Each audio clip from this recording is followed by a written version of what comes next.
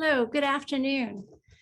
It is my great pleasure to welcome you today to the COP26 delegation debrief from the lands of the Kwangwin peoples, which is the traditional territory of the University of Victoria, and the Songhees, Esquimalt, and Wasanich peoples whose historical relationship with the lands continue to today. As our province reckons with a year of climate crises, it is with a heightened sense of urgency which we gather today to hear from the UVic PICS delegation to COP26. I thank you for joining us today. My name is Cynthia Milton. I'm the Associate Vice President of Research at the University of Victoria. I left some 3 decades ago just to return at the height of the pandemic.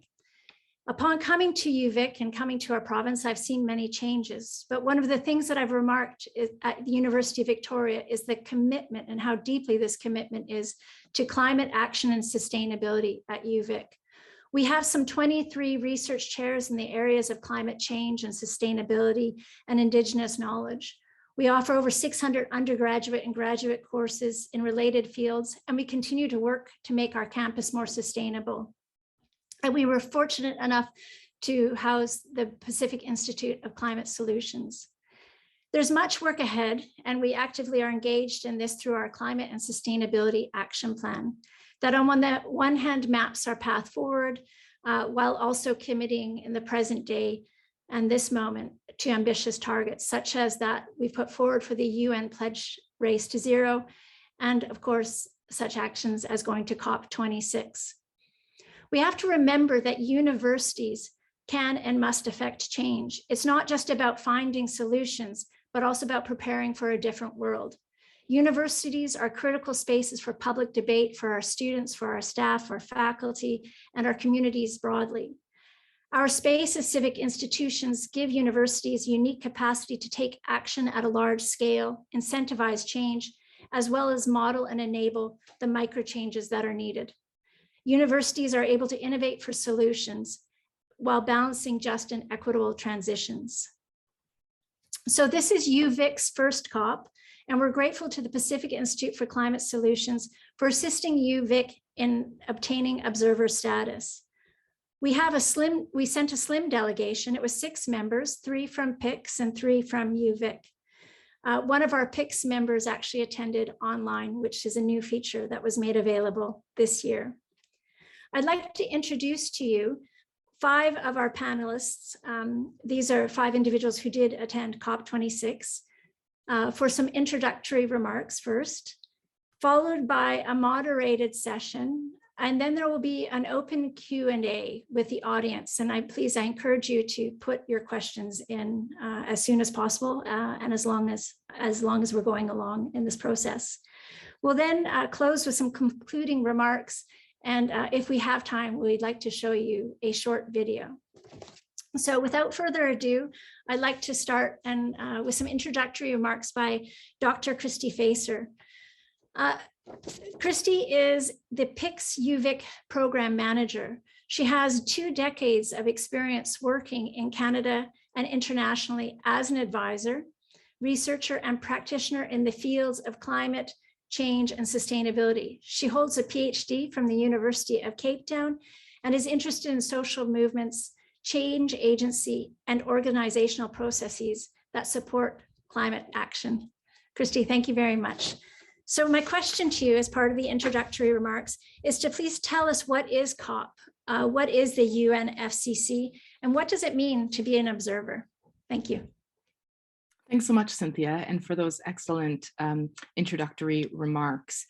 Your experience at UVic, a little bit shorter than mine, but I think also echoes my own feelings and sense of what this community can bring to climate action. And so I was really glad to hear you say that, and also about what we can do going forward. So a little bit of background and context for what we'll be talking about today is what is COP, a climate change conference? What is the UNFCCC, and where do we kind of find ourselves in all of this? Is when we think about this conference, it's actually not a conference as many of us as academics kind of think of. It's a little bit different, and what it really refers to as a conference of the parties, and those parties are international signatories, nation states that really kind of signed on to the international political response to climate change with the beginnings of the UN, the United Nations Framework Convention on Climate Change. And so that first outline of what we wanted to do as an international set of nations was actually outlined in 1992. And it's since been followed by the Kyoto Protocol in 1997, and the Paris Agreement in 2015, and that was at COP21, and a number of other kind of smaller additions and updates to that agreement. And I think one of the things that I wanted to point out for folks that aren't as close to the COP processes is that in addition to being a sort of vehicle, so it's an annual meeting of all of these nations, and in addition to being this vehicle for this multilateral agreement and the advancement of climate action under that framework agreement and subsequent additions, it's also a place where smaller economies like Timor-Leste or Tuvalu can actually sit around the table and negotiate individually on their own behalfs, as well as part of alliances like the Least Developed Countries Alliance, or the Small Island States Alliance, and really work through these changes with sort of larger, wealthier economies like the US and UK or the G20. And it also provides, it's sort of built into the system, is a mechanism for civil society to monitor, influence, and enhance the transparency and accountability of the process. And within the architecture of the UNFCCC, observers are divided into different constituencies like youth NGOs, environmental NGOs, and one called the research and independent NGOs. And that's where UVic was ultimately accredited in 2019. And maybe just for reference, this year, in terms of who was in attendance, there was about 40,000 people who registered to attend COP26. About just over half were parties, nation states, and the remaining 2/3 were observers and 1/3 were the media. Thanks. Wonderful, thank you, Christy. So Kevin, it's now to you. So Kevin Andrew is a postdoctoral fellow at the Gustafson Business School here at the University of Victoria. He works on a PICS-funded project called the Climate Finance Project, and his solution seeker is the British Columbia Investment Corporation. This project is aimed at developing tools to integrate climate scenario analyses into investment decisions. So Kevin, this is your first time to COP. Could you please share with us your first impressions of that experience? Thank you. Yes, thanks so much for that, Cynthia. Yeah, so this was my first experience at a COP, or quite frankly, at anything quite like it. It was a really unique experience for me. The overall scale, but also the gravity of the event was at first quite overwhelming and even a bit emotional for me. Like I was almost in tears when I finally got access to the building. There were just so many people from all over the world, and there was so much passion with the protesters outside, for instance. There was this sense that the entire world had descended upon Glasgow to attempt a solution at the climate crisis. As Christy mentioned, there were close to 40,000 registered parties, observers, and journalists with access to the venue, both online and in person.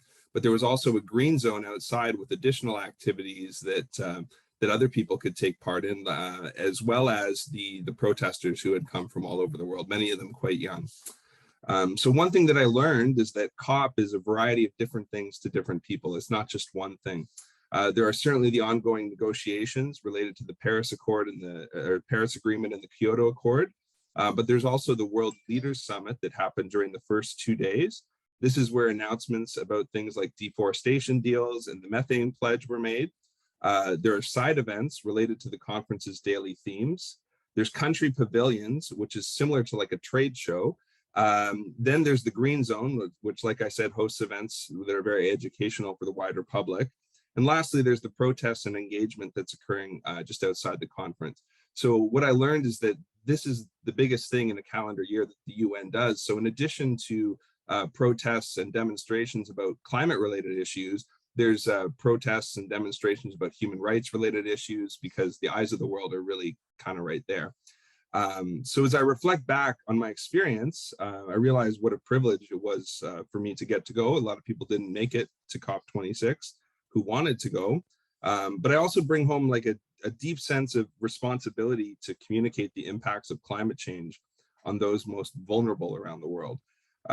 Seeing how the world community works together to create change was inspiring and eye-opening, kind of seeing how the sausage gets made, if you will. Unfortunately, though, I did learn that, the people who are already struggling the most on our planet are the ones who are set to be affected the most by climate change. And I knew this intellectually before my trip, but being in Glasgow and having this experience and seeing the passion and the demonstrations by the protesters actually really affected me in a really deep way. Thank you. Thank you very much, Kevin. So I'd like to introduce Dr. Sybil Seitzinger. Many of you already know Sybil as the Executive Director of the Pacific Institute for Climate Solutions. PICS is a collaborative and user-engaged institute that convenes solution seekers and research partners to co-design, co-develop, and co-deliver impactful solutions for British Columbia, Canada, and potentially the world. It's located at UVic and is in collaboration with the Universities of British Columbia, Simon Fraser University, and the University of Northern BC. Sybil, so I know that this is not your first COP. In fact, you've been to many others, but it is your first in a new way because you attended online this year. Could you please tell us a bit about how this COP is different and how they're including their options for access and a reduced carbon footprint to participate? Great, thank you, Cynthia, for that introduction. And yes, I did participate differently, but I have attended previous COPs in person. I was in Copenhagen in 2009 for COP15, where countries agreed to limit warming to 2 degrees and referenced 1.5 degrees as well at that time. So that was all the way back in 2009. Then I was in Paris for COP21. That was in 2015. Very important COP. And then instead of going to Glasgow, I took advantage of the new hybrid situation this year, which was where official delegates who were approved by the UNFCCC, just like those that attended in person, could attend some of the sessions remotely. And so I attended over 90 what are called side events, but basically officially approved sessions that are organized by municipalities, by states, by provinces, by companies, by higher education institutions, indigenous groups, UN agencies, a whole range of events going on, 90-minute events going on throughout the entire 2 weeks that really give you a sense of what's going on the ground. Where is action actually happening? It's not part of the negotiations per se, but a lot of negotiators attend some of these on particular issues that they're particularly interested in. So it was quite interesting. It was very intense because it was session after session after session, very informative. One of the things that I noticed was really in the increased intensity and level of engagement. But what I also noticed that you don't have that opportunity, that very important opportunity for networking, for those deep discussions, for those behind the scene discussions that are so much a part of what COPs are. And again, as Kevin noted, people from all over the world are there, and it really gives you a chance to step outside of BC, outside of Canada, outside of North America, and talk to people who are coming from all over the world as to what are the issues they're faced with, what are the actions that they're moving forward with, and what are some opportunities. One more thing I'll just mention is in terms of the content, I think there was much more emphasis on adaptation than I've ever seen in any COP before. And maybe that'll come up a little bit later in our webinar today. So I'll stop there. Thank you for attending this. Thanks so much, Sybil. So it's my pleasure now to introduce Christina Hoyt. Christina Hoyt is an associate professor of geography and civil engineering here at the University of Victoria. She holds degrees in engineering, environmental studies, and geography, and combines these different perspectives in both her teaching and research.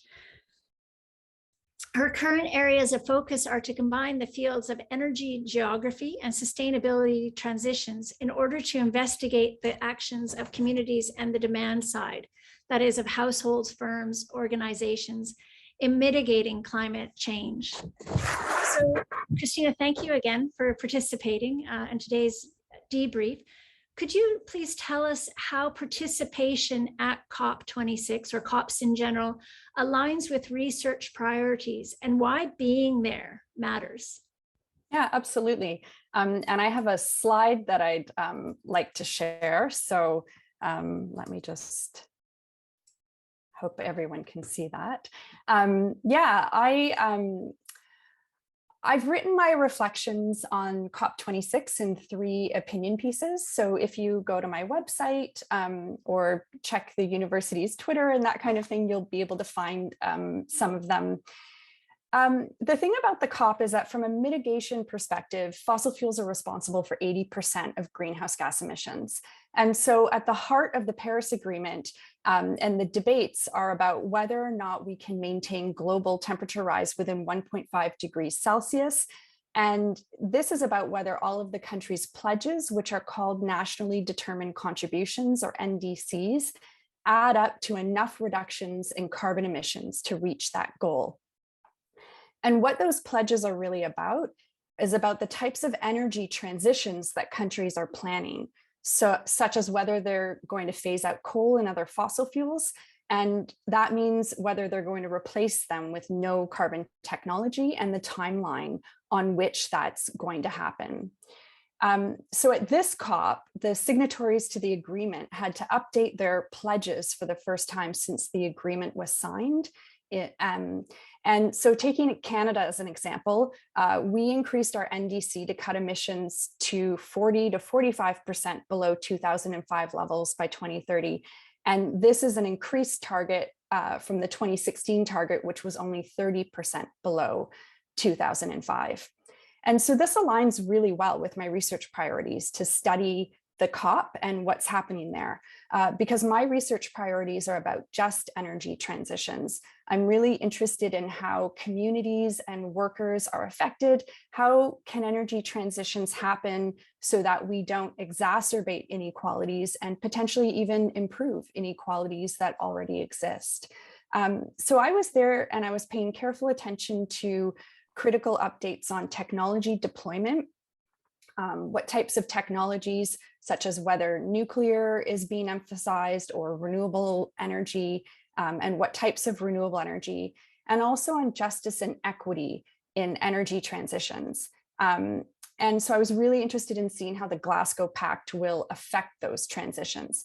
So for example, in the side events and discussions, there is critical learning from around the globe of what types of energy transitions are happening on the ground right now. A really nice example of that is I learned in COP25 about the Vietnam example. Vietnam was able to have probably the fastest diffusion of solar power of any country, probably ever. The uptake was absolutely massive and critically successful. And so now what they're really focusing on is balancing and how can they have wind and solar power diffuse. And those are the types of examples that you won't necessarily get unless you go to the COP and learn about all of these on the ground implementation that's happening right now. Thank you. Great. Thank you very much, Christina. So I'd like now to introduce our last participant, Dr. Julia Baum. Dr. Julia Baum is Professor of Ocean Ecology and Global Change in the Department of Biology at the University of Victoria, and she also holds the President's Chair for the Faculty of Science. Dr. Baum's research examines the impacts of climate change on ocean ecosystems and how the ocean can contribute to climate change solutions. So Julia, I'd like to ask you just a broad question on what are some of your general reflections on COP26? Thank you.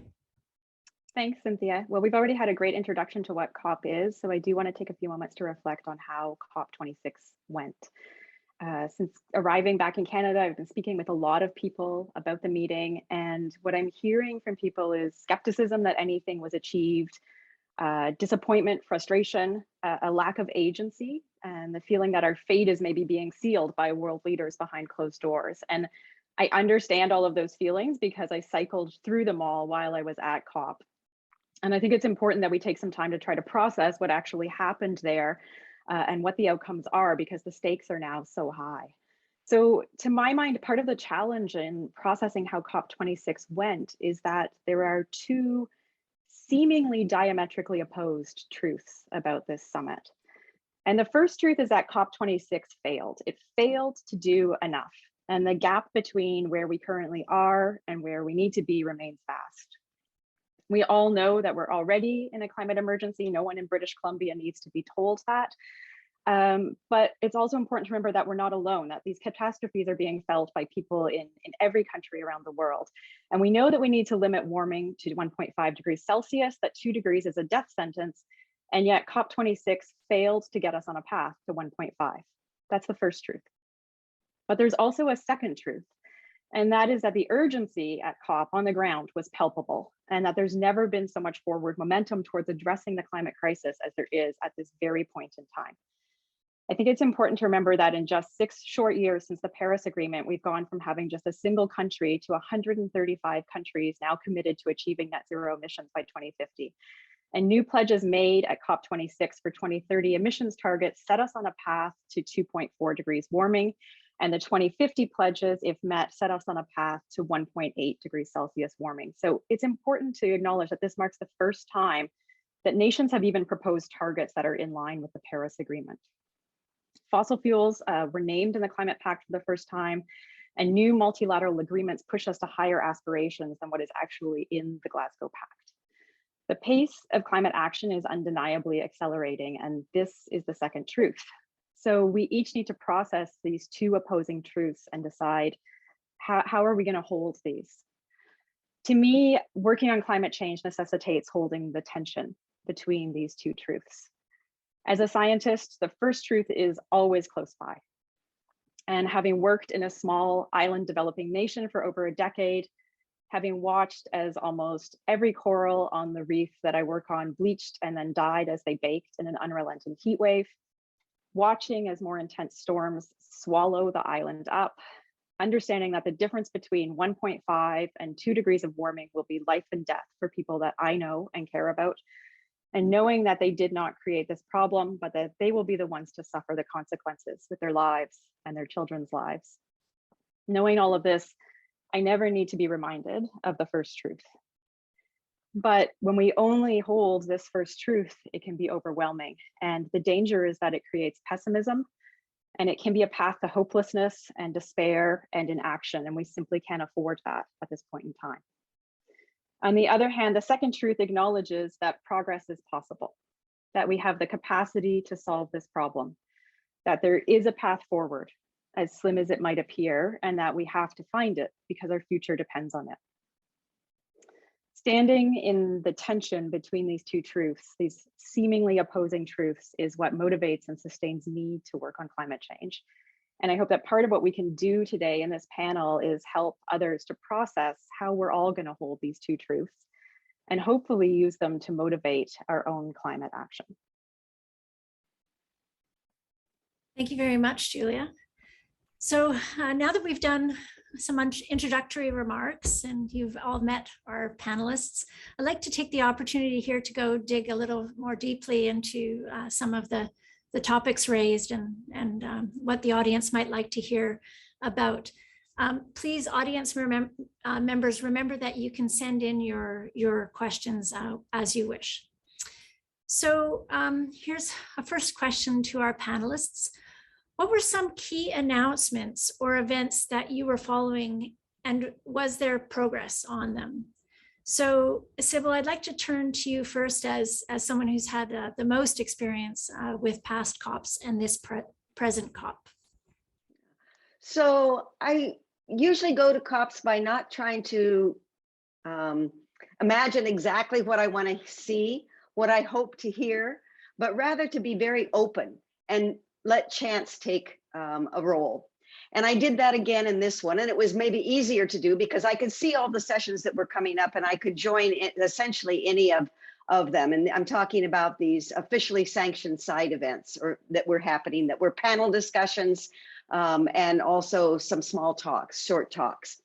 One of the things that stood out for me that I didn't expect was really an emphasis on the social human dimensions of technology and policy. And that's something I hadn't observed so much before, but it was really front and center.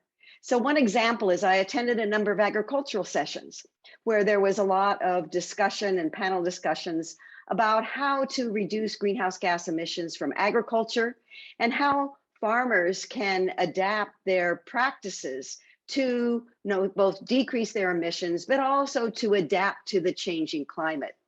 And I think it was really, and the challenges with that. And I think it was summed up, and not just about agriculture, but about policy and technology overall. And the line was that somebody said was, if, in this case, farmers aren't using it, what's wrong with it? And I think in the past, we've heard more like, if X isn't using it, what's wrong with them? But we have to start looking at what's wrong with the approaches that we're taking that are not leading to adoption and real action. And I think that was just really a theme that I heard throughout. One other thing that I'd like to point out, and something I think that Julia noted, was the race to zero that was started, that was very much leading up to this COP, in which countries, municipalities, companies, universities have been pledging to get to zero, net zero or absolute zero by some future date. 2050 maybe being the longest, but hopefully before that. But I think that one of the things that came out from that discussion, and that also resonated throughout many, many sessions throughout the 2 weeks, was not just looking at their direct emissions, but really looking at what we call their scope 3 emissions, which is really looking at how to decarbonize their supply chains, their procurements, and also their consumer base. And not just how they can only buy, let's say, or procure from sources that are low in their emissions, but also really talking about how they can help those companies to reduce their emissions, really working with them, and also looking at how their products also going forward to their consumers base is also reducing their emissions. So really how they can have an even greater impact than they're having directly through their own emissions. And so I think that race to zero has really broadened and hopefully enhanced the action on not only reducing emissions, but also looking at what are the adaptation issues that surround that. So back to you, Cynthia. Thank you, Sybil. Kevin, perhaps you have some reflections to make as well on this questions of what were some of the key announcements that you were tracking and the progress that was made? Yes, thank you. Thanks, Cynthia. Can everyone hear me? Sorry, it says on, yeah, okay, good. Yeah, so one of the things I was tracking, so my background is obviously in economics and finance. And so one of the things I was tracking very carefully were the negotiations surrounding Article 6 of the Paris Agreement, as this represented a large piece of unfinished business with a large impact on the overall effectiveness of the deal. So Article 6 relates to global carbon markets, both for offsets as well as reductions in emissions between countries. So I followed this with great interest while I was in Glasgow. A deal was reached on literally the last night of the COP. And so what this means is that the rule book for Article 6, which was one of the last big things from the Paris Agreement, has now been set. So there are 3 parts to Article 6. The first, Article 6.2, it governs the trading of internationally traded mitigation outcomes, or ITMOs, between countries. So what this means is if one country beats their NDC and another country does not quite meet their NDC, as was talked about, they can make a trade to overall meet them. It also allows them to link emissions trading schemes. So the Quebec and California emissions trading schemes are currently linked, so it could allow for more of that.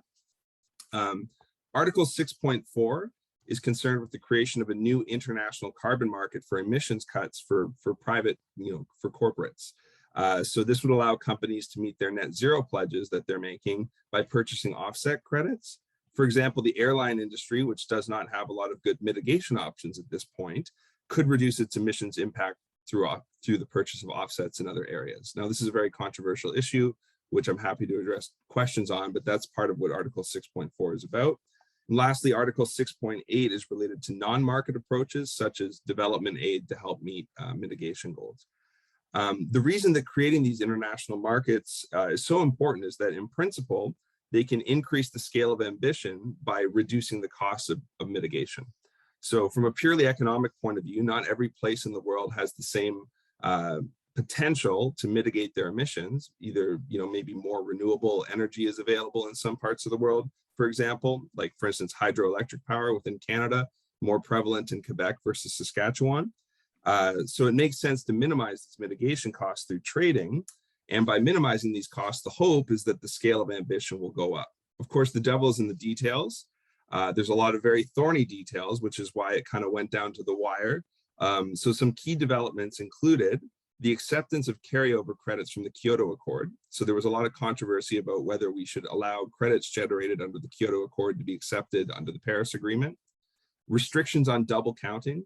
So if a company buys some offsets by planting a forest in a country somewhere halfway around the world, does that count for both the company and the country? And lastly, whether there should be money going into the adaptation fund.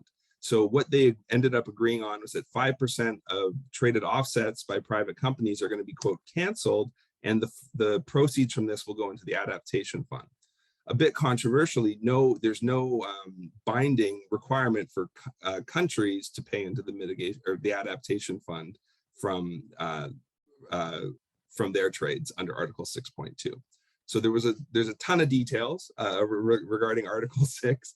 And so I was watching it very carefully. The good news is that there is some clarity about what these markets are going to look like moving forward.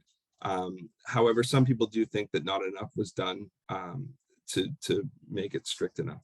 Yeah, thank you. Thanks, Kevin, for deciphering that for us and tracking it and articulating in a way that's understandable. So next question I will pose to Julia, if I may. Julia, how did Canada feature in the activities and negotiations of COP? Thanks, Cynthia. Yeah, so I would say that Canada was a real presence at COP26, and there's actually a lot of positives that we can point to. One of the things that was interesting being on the ground at the meeting was I was able to watch Jonathan Wilkinson and Stephen Guilbeault, our new ministers of natural resources and ECCC, speaking at event after event, racing around everywhere and being involved in numerous processes. And both of them are highly experienced in the COP process, and that was really evident and very interesting to observe firsthand. So of course, there were a lot of high-level announcements. When Trudeau was there, he made the promise to end international fossil fuel subsidies. I think that still, leaves a lot of us not fully satisfied in the sense that we still need to deal with our domestic fossil fuel subsidies, but I think that makes it increasingly difficult to defend them. He also committed to capping our oil and gas emissions, keeping that decrease in line with our new net 50 or our new net zero target for 2050. There were announcements about coal, and one that I'll just point out is that Canada announced up to $1 billion investment in the Climate Investment Fund's Accelerated Coal Transition Initiative, and that is to help developing countries phase out coal, so really important. Wilkinson co-led the international negotiations to help deliver on the $100 billion international climate finance commitment for developing countries. And that was worked out just right before COP26 and sort of seen as mission impossible. Of course, it was meant to be met this year, hasn't been, but they've now got countries to agree that it will be met by 2022. And Guilbeault announced that Canada will allocate at least 20% of our new $5.3 billion climate finance commitment to nature-based climate solutions. And those are to have biodiversity co-benefits in developing countries over the next 5 years. Also, as part of the High Ambition Coalition for Nature and People, Guilbeault helped to advance support for the international target of protecting 30% of both lands and oceans by 2030.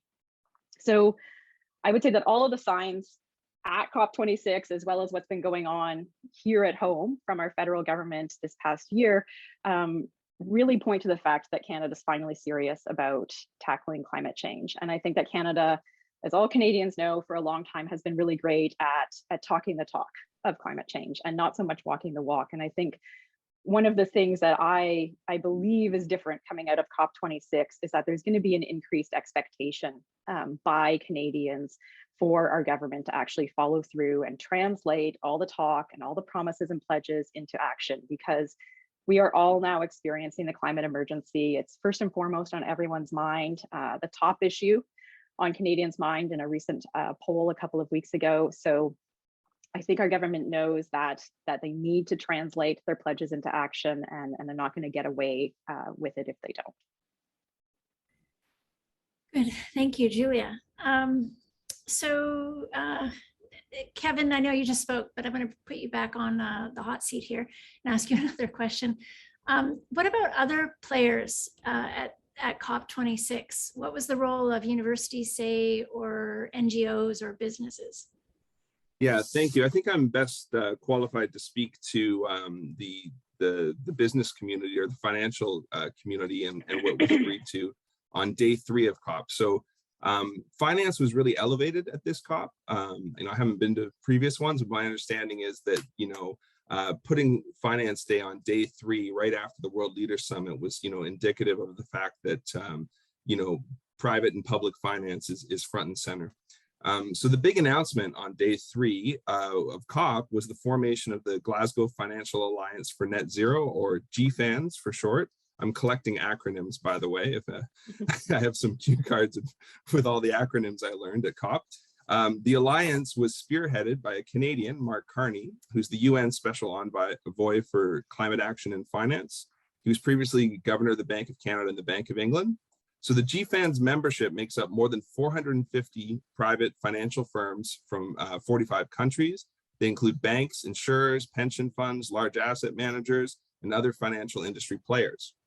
So the headline figure is that Carney announced that $130 trillion was now available for private climate finance. So this is different from the public climate finance figures.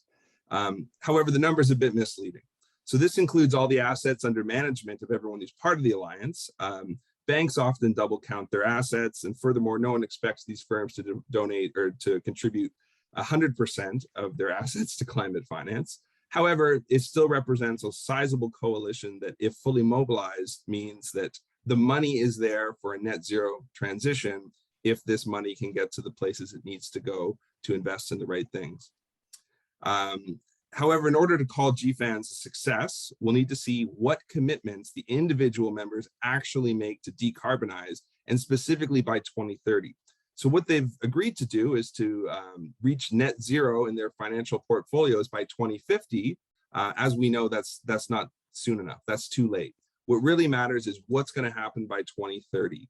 And unfortunately, these tangible commitments have not been made yet. So what we really need to be watching for over the next 18 months is what commitments are made by individual banks and asset owners and pension funds to reach net zero in their portfolios and their assets. The plan asks them to come up with their fair share of 50% of emission reductions by 2030, and that language is incredibly vague. What does fair share mean? That's the criticism of this alliance. And some people feel that by collecting together, they're kind of kicking the can down the road a bit.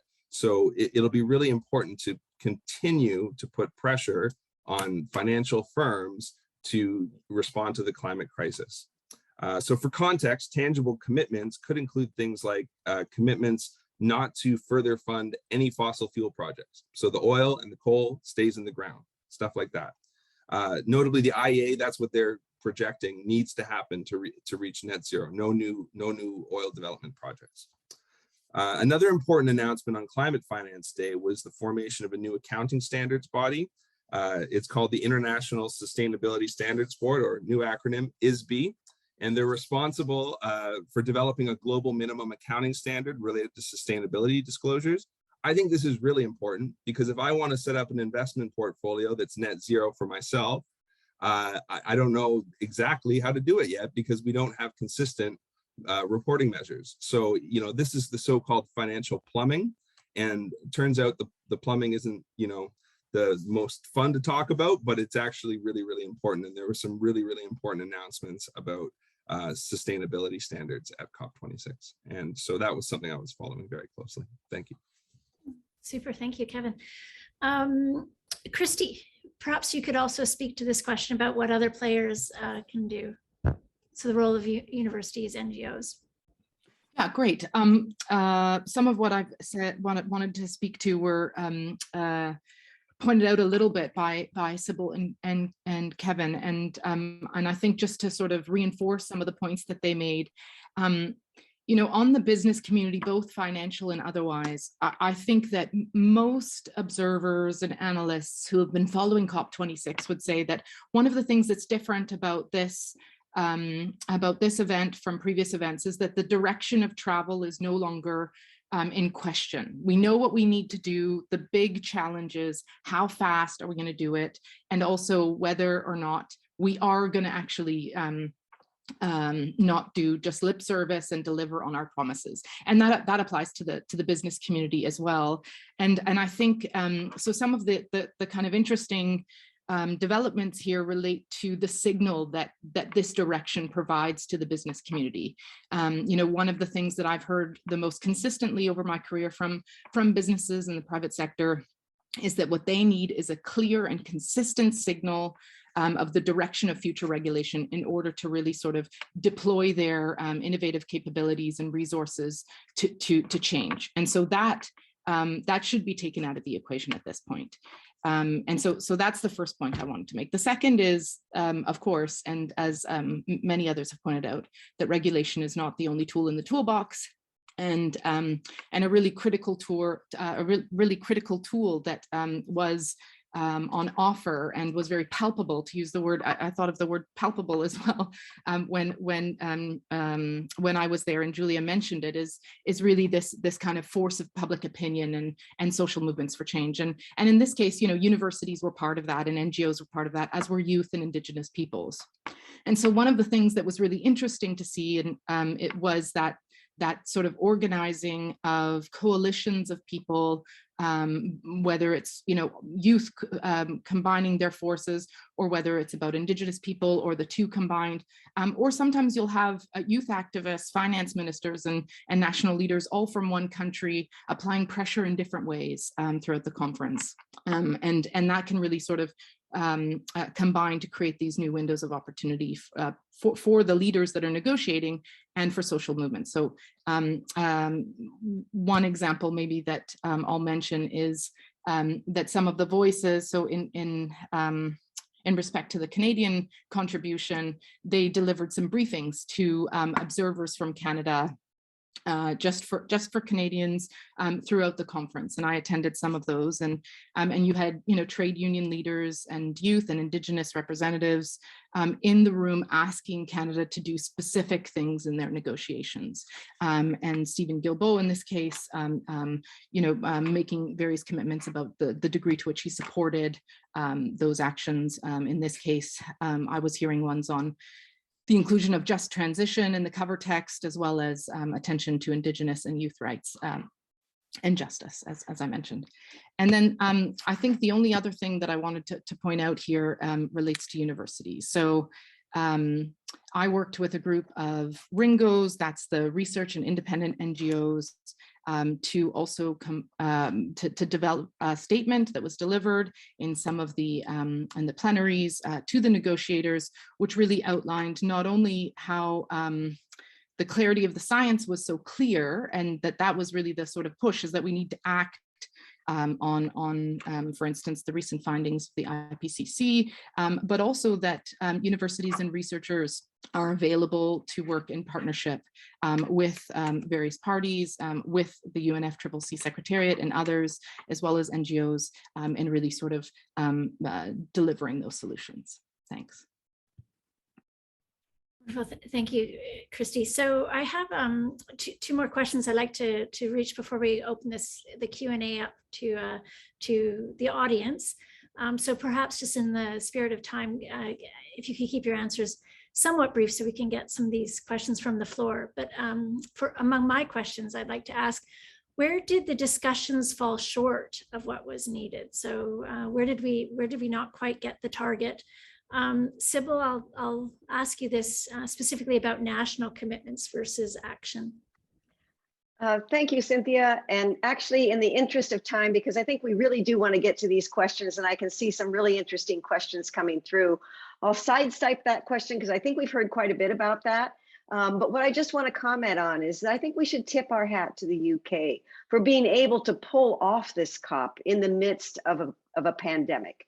And I think that they really did an amazing job of that. So that's my comment at this point. So back to you, Cynthia. Thank you. Christy, would you like to make some remarks on where things fell short in the discussions? Yeah, maybe I'll just add to what Sybil was saying. So one of the choices that the UK government made in the way in which they were going to deliver their role as the host of COP26 was to have the Leaders Summit at the beginning and to have the negotiated text in the second week. And so what that means is that there was this kind of, together with the Marrakesh Partnership and this leadership on commitments from non-state actors, there was this kind of goal for people to really sort of drive new pledges and new activity before they even got to Glasgow. And so I don't know if anyone's mentioned the numbers, but my understanding is that before we arrived in Glasgow, the commitments from all of the international leaders added up to about somewhere between 2.8 and 3.4 degrees of warming. And then when we left Glasgow, they were down to 2.4. And so that, you know, while it's simply not enough, it still shows that there was some progress, and that more progress is needed, obviously, to get to 1.5. So that was the first point. And I think the other area where we fell short is that I know for me, one of the most interesting experiences was that I attended a talk where someone from JP Morgan had traveled to Glasgow. And in their remarks on the stage there, they were talking about how fossil fuels remain part of the foreseeable future for them and for their investments. And I think that degree of hubris shows some of the darker side of what we're still seeing. Thanks. Thank you, Christy. So as a final question before opening up the session to the general audience, Christina, could you tell us, and actually Christina and Julia, I'll ask you both this question. What can you tell us about the Glasgow Pact and what it means for 1.5 degrees and our collective future? Thanks.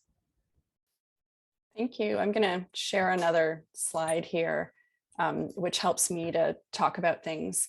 So this is a slide of really what this pact is about in terms of 1.5 degrees. In the last even several years globally, we've had growth in natural gas use, oil use, and coal, which are all fossil fuels. And on the right-hand side of the chart, what you can see are some past use of energy globally and future projections. And right now, we only sit at about 13% renewable energy in our global energy system. And we need to grow our non-emitting sources of energy massively. We have to hit 80% of our system in a very short time frame, 2030 and then 2050 to zero. And so this is a really, really complex change. And so coming out of the Glasgow Pact, going into COP, the combined pledges maintained warming at 2.7 degrees Celsius, which is much higher than 1.5. Coming out of the agreement, the pledges combined get us to about 2.4 degrees Celsius. So we're still short in terms of our pledges of the 1.5 degrees. And I think that what I find concerning about that is that even if we were to agree in the pact, if we got ourselves to 1.5 degrees Celsius, this is still a very, very complex transition that will involve all, parts of society in all parts of the world. And so it's not just getting to the agreement, but it's the implementation that is quite complex. The decision itself in terms of mitigation, the key decision that there was a lot of attention on was that the decision calls for efforts towards the phase down of unabated coal and phase out of inefficient fossil fuel subsidies. And what a lot of countries and activists and observers wanted to see was the committing to the phasing out completely of fossil fuels and their subsidies, and also to have adequate financial support for this phase out for some of the countries where it would be quite expensive, for example, to replace coal. So that's pretty concerning. And I think in terms of, the broader context, if you haven't seen the speech by Barbados Prime Minister Mia Mottley, she gave a really powerful speech. And one of the key figures that she shared in that was that since the economic downturn in 2008, the wealthiest nations have spent $25 trillion on economic recovery, and $9 trillion of that was spent during the pandemic. And according to her, that amount could have been used to keep our planet within 1.5 degrees. And analysis by the International Institute of Sustainable Development tells us that much of that money was spent actually during the COVID economic recovery was spent on fossil fuel industry. So I think coming out of the Glasgow Agreement, the agreements doesn't have us far enough along. There are definitely going to be challenges of implementing, even if we do get pledges up to 1.5 degrees. And I think one thing that I'd encourage people to do is take a step back and really look at where spending has gone in terms of research, development, and deployment of the tech that we need, both historically over the last 50 years and also currently.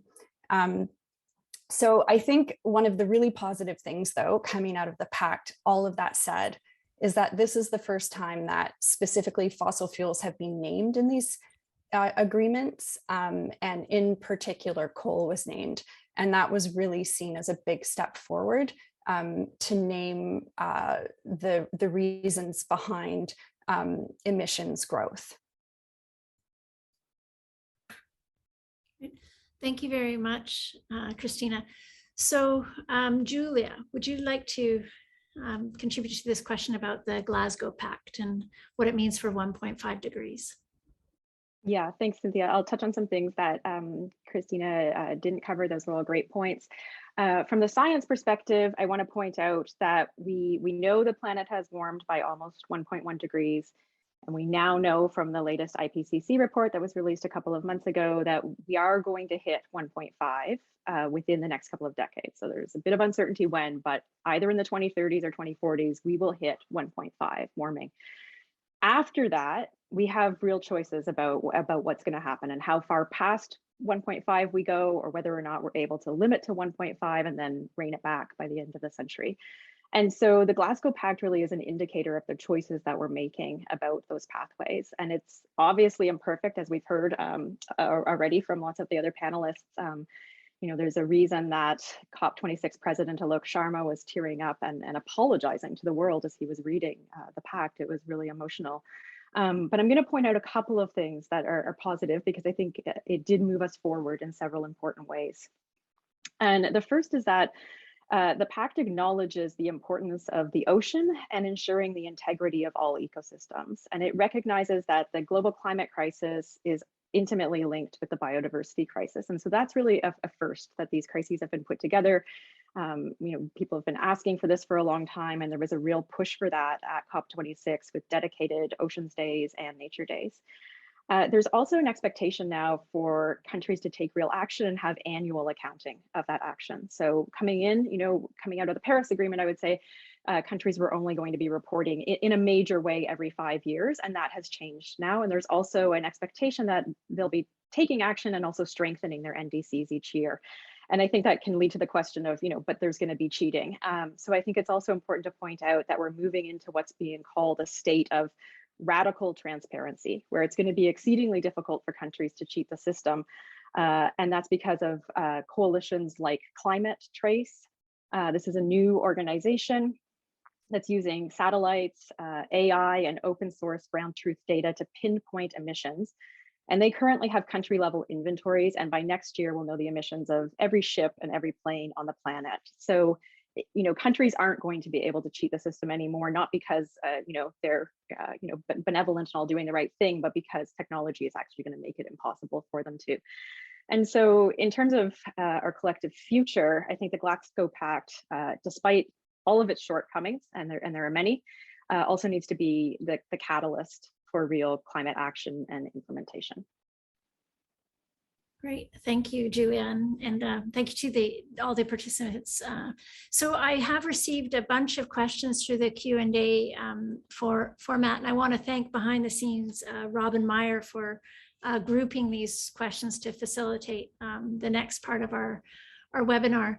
So many of the questions revolve around the question of 1.5 and what does this mean? I believe that Julia and Chrissy, you've just addressed this. So if I may, I'll pass on to questions that we've spoken about a bit less, with a focus particularly on Canada. And so one of the questions that's being posed is from an audience member is to discuss how Canada can move away from being a petrostate to decreasing oil and gas production. And then a related question from another audience member is, could you speak to the influence that the fossil fuel lobbyists and industries had in the COP negotiations and outcomes? So I'm going to turn to you, Chrissa, to address this first, and perhaps if another panelist wants to answer this, you can put your hand up so I can see you. Yeah, I can speak a little bit to this. Thanks for the question. It's really good. I didn't follow the oil and gas industry's direct dealings during the COP, but as I mentioned in my talk, across most countries, quite a bit of economic recovery during the pandemic was spent on fossil fuel industries. And that's where a lot of influence lies. I do know that when we take into account the amount of fossil fuels that are exported out of Canada, it probably doubles to triples our national contributions. And so there's a lot of focus on how we only contribute 2%, but actually it might be closer to 5, 6, 7%, given all of our exports. There's a few ways that you can think about phasing down, but one aspect that will really impact phase down would be if other parts of the world stop using fossil fuels or reduce their fossil fuel use, then there would be less demand for fossil fuels. And Canada's industry is considered one of the first industries that would then need to phase out because of the costs of extraction compared to costs of extraction elsewhere. And so one of the things that the talks were talking about that I was really, really interested in is how do you transition fossil fuel regions and labor forces to be focused more on no emitting sources of carbon. So in the US, there was a focus on replacing coal-fired power generation with nuclear power. There's also a lot of focus on transitioning workers to work in renewable energy fields in terms of implementation and that type of a thing. So I think that there was a lot of really great focus on just transitions and around livelihoods and labor and communities, which is a really, really critical part of having those transitions. So I hope I've answered those questions. Actually, since I have you on, Chrissa, there's another question here about the nationally determined contributions. And is there a link between what you were just saying with these nationally determined contributions And to what extent should we be taking these with a grain of salt? Like what is our commitment here? How binding are they?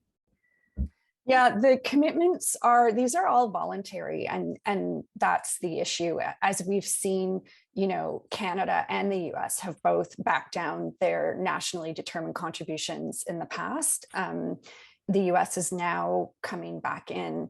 But Catherine McKenna, who was our former minister, she said really well, all of this really comes down to the NDCs, to the pledges, and what's being planned. And so you can really see what those actions are going to be that are planned out by different countries for them. One really critical aspect of the NDCs for developing countries or for lower income countries is about the extent to which wealthier countries, or some of these funds that Kevin and Julia have been talking about, is how those funds are used to help countries transition. So for example, when Vietnam talks about their NDCs, they say, well, we could reach 9% reductions compared to 2005 levels if we do it on our own. But if we were to get support, we could reach 27% below. And so how that flow of financial capital happens towards some countries will really affect the NDCs. And then in terms of just, you know, whether it's all talk and that kind of thing, this is again where I've been really focusing on implementation. A lot of my writing has been around which tech are available right now that can be implemented in the next decade, and which tech are really far off that we should be thinking about at a later point. And we really should be careful to not displace decisions about what we can implement now with tech that's not going to be available until later.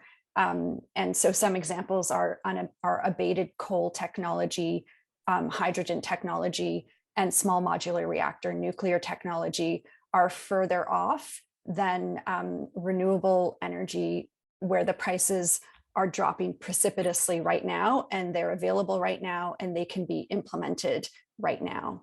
So I hope that answers the question. Yeah, that's great. Thank you. There was also a question posed, and maybe Sybil, as someone who's seen lots of COPs, you might be able to answer this, but what is the role of civil society in these COPs? And so specifically, if we think of PICS and you, Vic, going as representing society more broadly, what kind of impact can we have at a COP and the decision making that's being done? Thank you, Cynthia. And thank you for whoever asked that question. I think the role of civil society is huge. As we know, if countries were just going in sort of a vacuum to COP and making agreements, it would be in a vacuum. And so civil society in terms of universities are critical in terms of providing information, scientific information that can help guide those discussions. The IPCC reports could not happen without that type of research and background and commitment that goes on. I think that civil society, of course, also has a huge role to play when they vote. And that's a point that one should never forget, that you have a lot of power in your vote in your own country, in your own jurisdiction. But beyond that, the swell that was talked about earlier of intensity and the swell of demonstrations going on, I think keeps the pressures on while the COP is going on, but also hopefully when they come home and are moving towards more of the actually the action behind the agreements that are made. So I think that civil society has a huge role to play. I think that the many negotiators pay attention to what's going on during the COP outside of the negotiations. I know that when we did side events under the official delegation in my previous lives, that a number of negotiators would attend the sessions that we did and would ask questions of issues that they were particularly interested in getting more information right there as they were then going into negotiations.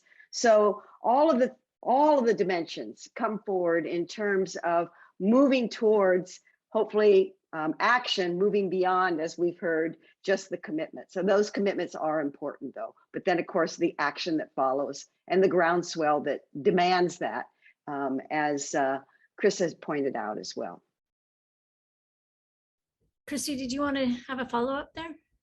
Yeah, I wanted to add something, which is that, you know, one of the things that you see happening at a place like COP is that those experts, people who follow these issues so closely in their research, including universities and also civil society, is that, you know, they can smell a rat very quickly. And so they can be in the room and call out their you know, their own delegations from their countries or others when some of the conversation is going the wrong way, and that's something that I understand, you know, has been going on for years. But it's also interestingly, I heard from one observer that it was affected this year because of the fact there were limits on rooms due to COVID.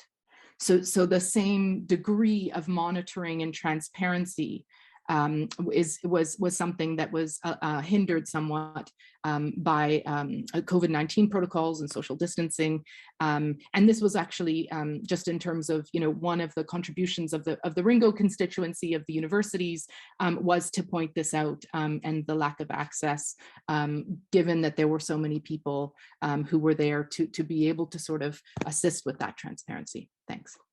Thank you, Christy. The next question is a very specific one, and I hope that someone here has attended this session so can speak to it. But the question is, COP26 had a cities, regions, and built environment day. It was November 11th. And so this is a first for COP, and it was important development for the built environment, so around the 40% global emissions. So I don't know if any of you attended this session, but are there any takeaways or windows of opportunity from this event that we might reflect on for BC specifically, something that BC can act upon? I can speak to it. I attended some cities sessions, and my research is about cities transitioning within regions. The session I attended was with C40 cities and a few other ones. The thing about cities transitioning is that they are really going to rely on surrounding regions, particularly in a renewable energy transition. So this is really an opportunity for surrounding regions to produce renewable energy that goes into cities.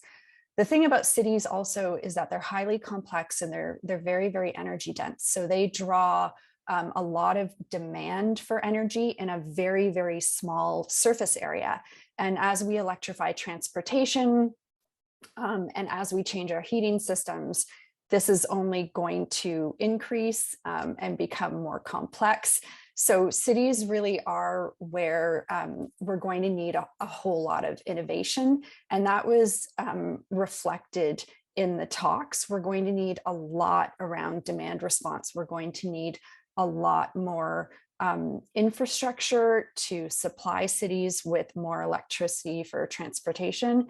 And there needs to be a lot of focus on conservation and on district energy is a really, really big one. And district energy in the form of both heating and cooling.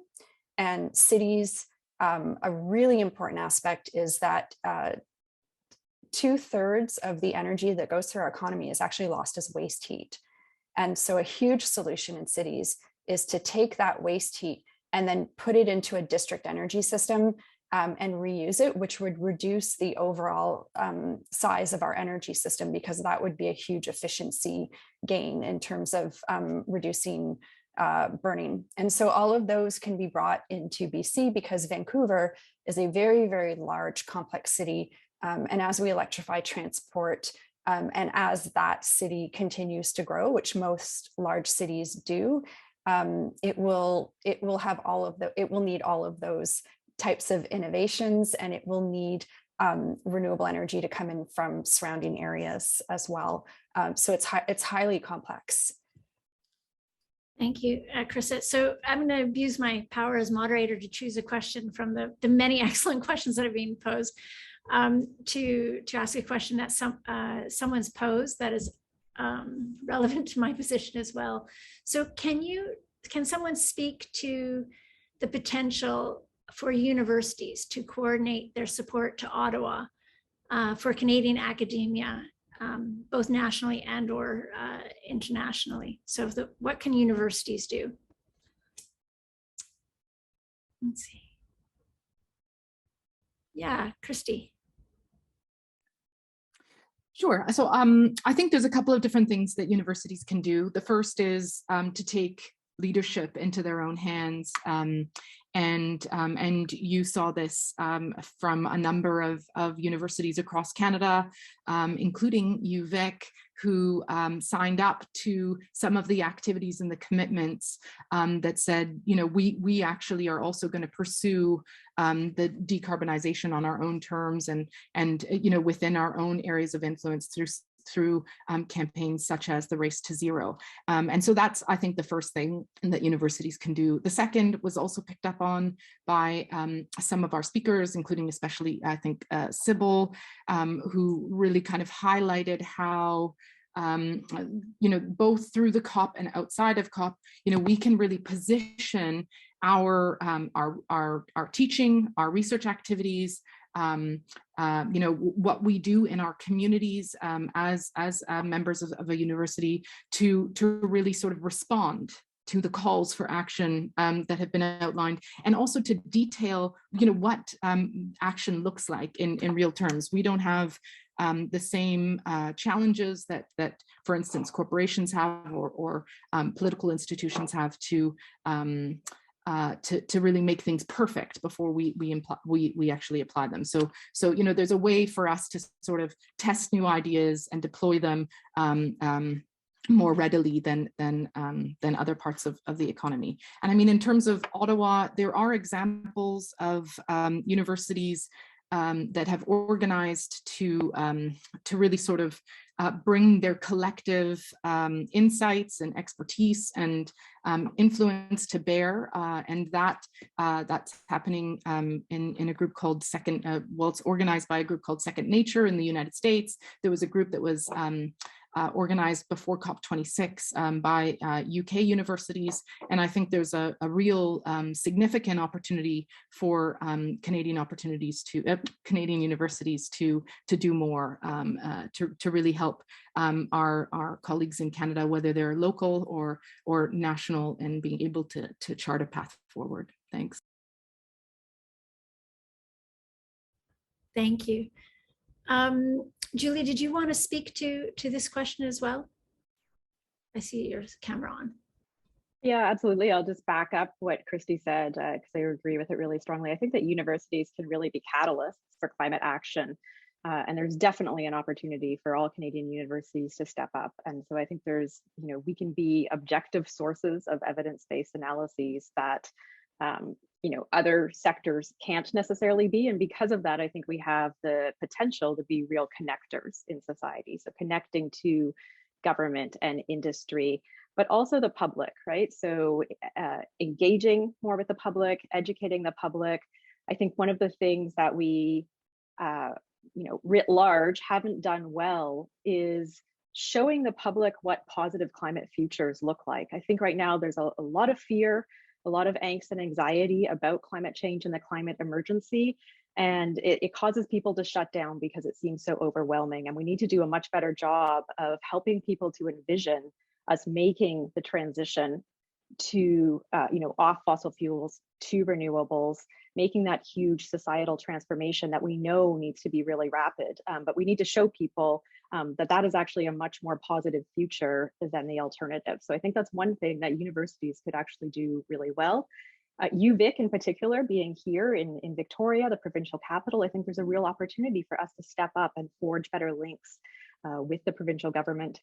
We have such great strengths at UVic in renewable energy, technology, just transitions, Indigenous-led climate action, ocean-based solutions. And the government, both provincially and federally, really needs to start figuring out the roadmaps of the policies that are needed to meet the targets, and then also how to implement them. And I think that UVic and universities more broadly can play a really key role in that if they choose to seize the opportunity and do so. Thank you, Julia. Christy, I see you have your hand up, but and then we'll go for some closing remarks. Yeah. Oh, you took your hand down. I think it was just a leftover. Sorry about that. Okay, no worries. So thank you very much, and thank you to the audience for your questions. I'm sorry we weren't able to make it through them all, but we will hold these, retain these questions for future thoughts and reflections. So I'd like to now just give the panelists each a minute or two to reflect on what gives you hope or pause. What is your call to action? Sybil, I'll ask you first, if you would. Now, what gives me hope is that there's an amazing increase in awareness of the reality of climate and climate change and the impacts of climate change that we've seen over the last several years. I mean, I think it's almost been an exponential increase, I would say. And it's not just the awareness of, but it's really knowledge about what's happening. I think we've gone beyond, is climate change real? And now we're into, what do we do about it? How do we do it? What are the barriers? And how can we get by those barriers? You know, how can we deal with those? So that gives me hope. Of course, what gives me pause is what we've all been saying, which is that we're not acting fast enough. But I think that we need to not give up hope, and also not pause, though, in our action and our movement forward. And I think we also need to continue to look beyond our own backyards. And I think that we're often very focused on what's happening here in BC, what's happening in Canada, rightly so, that's very important. But I think that really, one of the things that COP really brings forward is that this is a global issue, and it's everyone on the planet is being affected by this. Everyone on the planet is going to need to help figure out how to deal with this essentially climate pandemic, if you would. And so those are my pauses, those are my hopes. And I think that I'm really encouraged by the level of intensity, at least in the discussions that are going forward, and in some countries, actual decreases in emissions that we're seeing, and the recognition of the need to adapt, not just to cope, but to adapt to the changes that are before us and that are here right now as well. Thank you. Kevin, would you like to speak to what gives you hope, pause, or your call to action? Thanks. Yeah, thanks, Cynthia. Yeah, so the mood going into COP was very tense. The recent IPCC report, as well as the failure to raise the $100 billion a year in climate finance, loomed large over the opening remarks of COP26. And so there was a little negativity going in. The fact that an agreement was reached is in those circumstances is my cause for hope. I've come to understand there's a symbiotic relationship between policymakers and government actors, and then non-government actors on the other side, like business and civil society. And in order to maintain this relationship, momentum is what is required. And so at a minimum, I'm heartened by the fact that momentum was not completely lost at COP26. The loss of momentum in Copenhagen, I think, had very big impacts on future emissions. So in some sense, that not happening is what I take away as a good thing. That being said, I think that the outcome is we live to fight another day in terms of keeping 1.5 alive. So the Glasgow Climate Pact, as has been spoken about, means that now every year we're going to be pushing for increased ambition.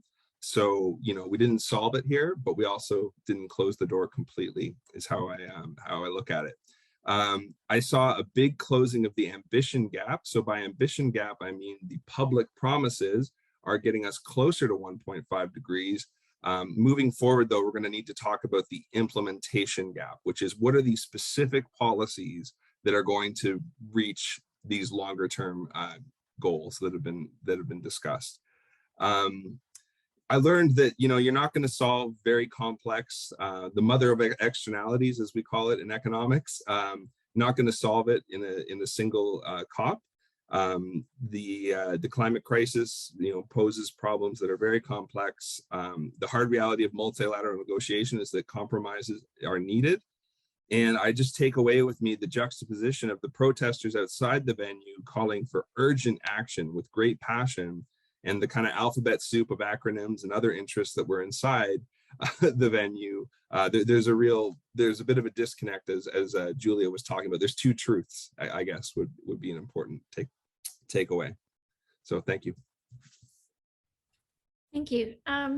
Christina, would you like to speak to your hope, pause, and call to action? Yeah, I'm going to start with pause rather than and end with hope. I think what the pause is that I've been working on low carbon and renewable energy transitions for about the past 15 years. And I was really happy to come out to University of Victoria to provide leadership on some of that research area. As soon as I landed, there was a massive heat wave and really, really major impacts. And we saw stress of our social systems and our health systems. The day after I got back from Glasgow, we had massive flooding. And again, a really big stress test to the functioning of our infrastructures and our systems. And so I had been, I'd spent 2 weeks sitting, thinking carefully about what the outcomes were, and the impacts that I'm seeing are impacts that I've been reading about in scientific projections and reports for a long time. And so that really gives me pause that it's here and it's happening and it's affecting us right now. In terms of hope, I really love being a university professor. I really love mentoring younger people. I think that youth have so much energy and they are so clear on what's happening in the world. And there was such an amazing show of youth leadership at the COP and at other COPs. And I really, that gives me a lot of hope.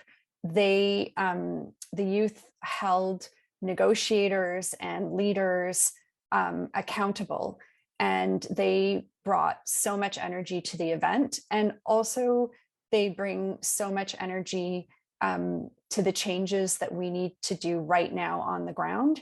And I would say that they're the holders of the innovative knowledge that we really need to implement this right now. So that's definitely what gives me hope, is that I really think youth energy is what's going to keep pushing the momentum forward and really get us moving. It's not only about going in the right direction, but it's about how quickly we can go. Thank you. Julia, would you like to share your pause, hopes, and call to action? Thanks, sure. So Kevin was mentioning the ambitions gap, and certainly there's a global ambitions gap of all countries. Canada still has an ambitions gap. Even our increased ambitions that Trudeau announced at the Biden Climate Summit last April, still fall short of the 1.5 mark. But on a positive note, one of the things that gives me some hope is that we do have a new Liberal government that was reelected this fall with a detailed climate action plan. And that government passed a Net Zero Emissions Accountability Act this past summer. And that act mandates that by the end of this year, in just a month, the federal government has to deliver Canada's first 2030 carbon emissions reduction plan. So that gives me some hope that these pledges are not just going to go flying by. Cynically, part of what gives me hope is that the cost of fixing climate change is becoming less than the cost of ignoring it. So maybe cynically, that's one place we can find hope. But another thing that gives me hope is really what I observed and felt and was part of on the ground at COP26. And that was that there were people from every sector, activists, youth, Indigenous people, industry, policymakers, scientists like myself, and educators, and from every country around the world. And what was going on, outside of the official negotiations were conversations, building relationships, sharing the latest knowledge and ideas and success stories, and forging connections, and really the feeling that all of us are collectively pulling in the same direction to start catalyzing the societal transformation that is needed. So that's what gives me hope. If people need hope generally, one of the places that I also find hope is in inspirational leaders. There is a movement called Global Optimism that Christina Figueres, the executive secretary of the UNFCCC at the time of the Paris Agreement, widely regarded as the architect of the Paris Agreement, has started. There's a great website you can look up. And she said that optimism means envisioning our desired future and then actively pulling it closer. And that gives me hope. Thanks. Nice, thank you, Julia. Christy, to you. Thanks. Okay. Last but not least, so I've spent much of my professional life working in developing and emerging economies, and I think that some reflections from working in that space. One is that adaptation work, especially community-led, nature-based adaptation, is happening in many parts of the world that we in Canada can learn from, and that we in Canada and other parts of the global north can accelerate and support and really help to advance much more quickly. The other thing that I wanted to mention earlier and I forgot to, which gives me some hope, is that there are some good examples of just transition models that are coming out. And one that was announced that I'd encourage you all to look up was called the Just Transition Partnership, supported by the UK, the US, France, and Germany for South Africa, a place where I've spent quite a bit of time. And this really is an interesting model of how different countries can support, in this case, transitioning away from coal. South Africa is the 15th largest emitter in the world, and over 80% of its, I think it's 87% of its energy comes from coal. And so this maybe is one way in which these things can happen on a bilateral basis. But my call to action is similar to Chris's, in the reflection of, sort of coming to Canada to work here at PIX, and feeling like adaptation is not very strong on the agenda of Canadians and Canadian leaders, and then coming back from COP and having this recent major event. And so I think that, while the focus of the text and negotiations in Glasgow was on 1.5 degrees, and rightly so, and even though there was more talk on adaptation than ever before, it simply isn't enough. 1.5 degrees, we're not talking about adaptation being on the other side of 1.5 degrees anymore. And so the real opportunity and need for us is for leadership on adaptation at local levels, at provincial levels, and at national levels where we don't quite have a game plan in place for those things. Thanks. Thank you, Christy. So thank you, everyone. Thank you, Christy, Julia, Sybil, Kevin, and Christina, for your participation today, and to the audience. Just a couple closing remarks. I'd like to thank Christy in particular for leading the delegation, the PIX-UVic delegation. I'd like to thank Kirsten, Nielsen, Brazier for being the point person here, as well as Luke Minot for doing the behind the scenes Zoom webinar, and Robin Meyer as well for assisting us in the communications. I'd like to leave the last words to a video, which will, shows the marches in Glasgow of up to 100,000 people, led by young people who are increasingly demanding action on climate. This video will give you a sense of the youth and future as the youth find their voice about climate action. It's put together by PIX with American youth climate activist Christy Drutman and podcaster Brown Girl Green, who was an invited speaker at COP26. And so with this, we will end today's webinar. Thank you very much, everyone, for attending.